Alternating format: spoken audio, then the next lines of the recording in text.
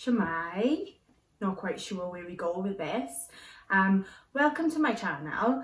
I'm told you have to subscribe and like and maybe write a comment. And I'm told all these things because I've been researching on how to set up a YouTube channel. My name's Hannah the runner, more affectionately known as, which is a bit ironic at the moment because I'm not running and obviously we're in isolation. I'm going to play the trailer for you now and then we'll get straight on to the whole point of this vlog.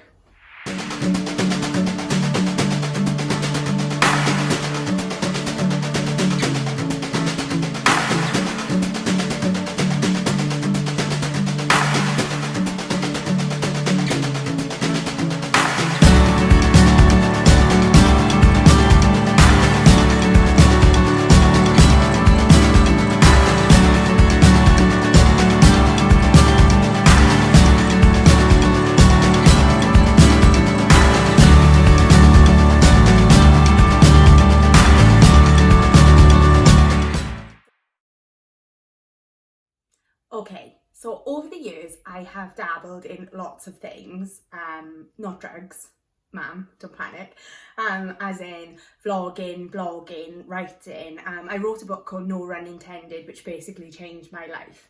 And I'm on maternity leave at the moment with our shock of the universe, second daughter, something we thought we'd never have. And I've tried to get my teeth into another little project. So I thought, I'll start vlogging. Since we've been in isolation because of COVID-19, we've been doing little bits of family sketches and things. And then I was like, I should put these on YouTube and see where it goes. So I put them on YouTube. And then the curiosity got the better of me because obviously we've got all this time on our hands. I mean, I know I've had a new baby and whatnot. She's 12 weeks today. But I was like, let's do a project. So I've been researching on how to become a YouTuber. This is a fascinating world, absolutely blown my mind.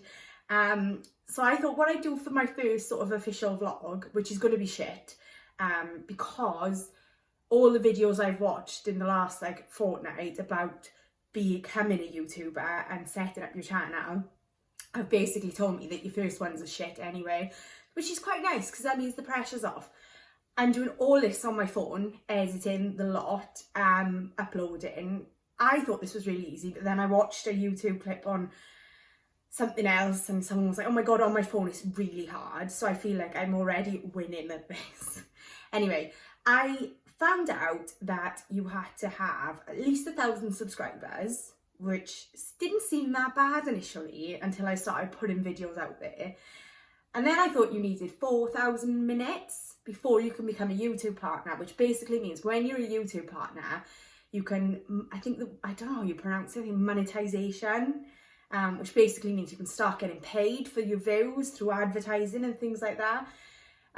Which again is it's like a whole new world to me. I didn't realise YouTube was this powerful. But it's actually 4,000 hours, so I am like, my mind has gone. So I thought what I do this time for my first one, just because it's pretty much only my friends and a few people who follow Hannah the Runner on Facebook and Instagram and things, I thought we'd do this and then say in a year's time we'll come back and say, oh my god, she's still got 126 subscribers and hardly any views, the channel hasn't been monetized. Or we could say, oh my god, she did it, and you know, blah blah blah, you know the rest. Okay, so that's about it really. So the first thing I've really learned is that apparently you don't need that much equipment. I'm literally, like I said before, doing this on the iPhone, editing it on the iPhone. But I have noticed I'm going to get some lighting, okay? I think the first bit of money I'm going to spend is on a little bit of lighting and perhaps a microphone, but we go for the lighting first. I'm using the window and the lightest room in the house at the moment. I haven't got a tripod. This phone is actually on a chest of drawers, a bath bomb set, my pack of nursing breast pads, and the iPhone is leaning against the iPhone box. So maybe a tripod, because I think you can pick those up quite quickly. What I have noticed though is the walls behind these YouTubers who are giving these advice and nonsense and it's not nonsense, but you know what I mean, look more like this. So this is what they normally look like. And first of all, despite being in our house, I think it's 7 years this year. Yeah, 7 years. We still have very plain walls and we live in a bottom site. I'm known as a house slut. Not a slut ma'am, so don't worry. I'm only saying ma'am because I'm pretty sure she's the only one that's going to watch this at the moment. And then I have to say something like, comment below if you know my ma'am. Learning. Anyway, they have interesting walls. They have a sentimental, inspirational quote on a shelf and a nice frame, light up ones, things like that. And then there's always a strategically placed plant. That's what I'm going to aim for. This time next year, I will have all these things on a wall with nice lighting and a microphone. Okay? That's what we're going for.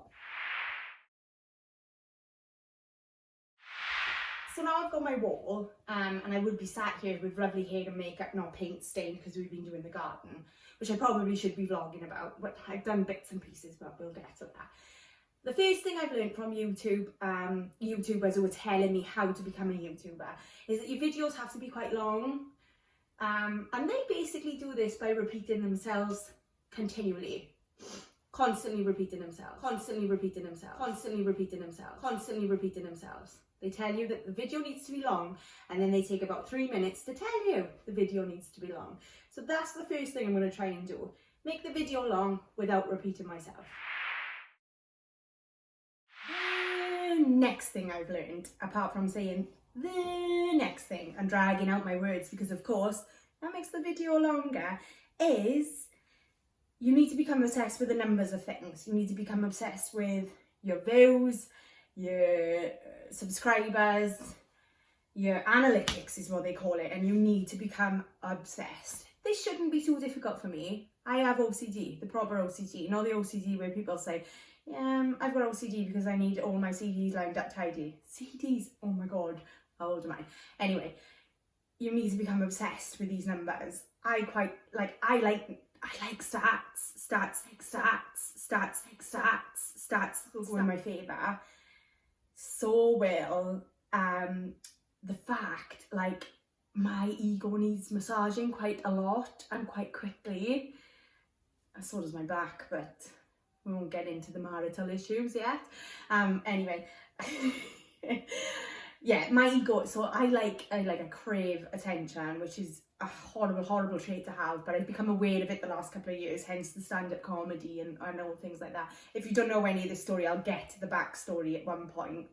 I'll tell everybody about the time I shit myself in Gavin Walker's car after a half marathon, the time I mistook my reflection for someone else's on a night out. I will do all that in the next coming weeks, because that's what I have to do as well. I have to tease you into coming back to my channel. So you need to like comment now and tell me things like, I want to know about the time you shit yourself in Gavin Walker's car. Know what I mean?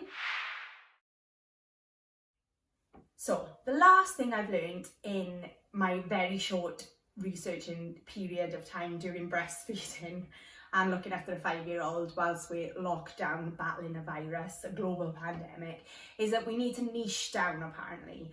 This is going to be the most difficult part for me. I love our comedy sketches that me and the family do, and I think we're going to try and do those once a week and put them up perhaps on a weekend when Scott's home. Niche down. I've got loads to say on running my chaotic family life, like us all. So I've got to work out what makes me completely different from everybody else and go from there. So I'm going to end this now with, I'm going to end it with what did I say on Twitter today? Let's circle back in around a year, okay? So we'll look at this as the first one, even though there's a few other things on the channel already, which I urge you to check out. I will pop the links in, because that's what people do. We'll readdress this in a year and we will see how this project goes, okay? So how to become a YouTuber in a year, vlog 1 is here, okay? Wish me luck.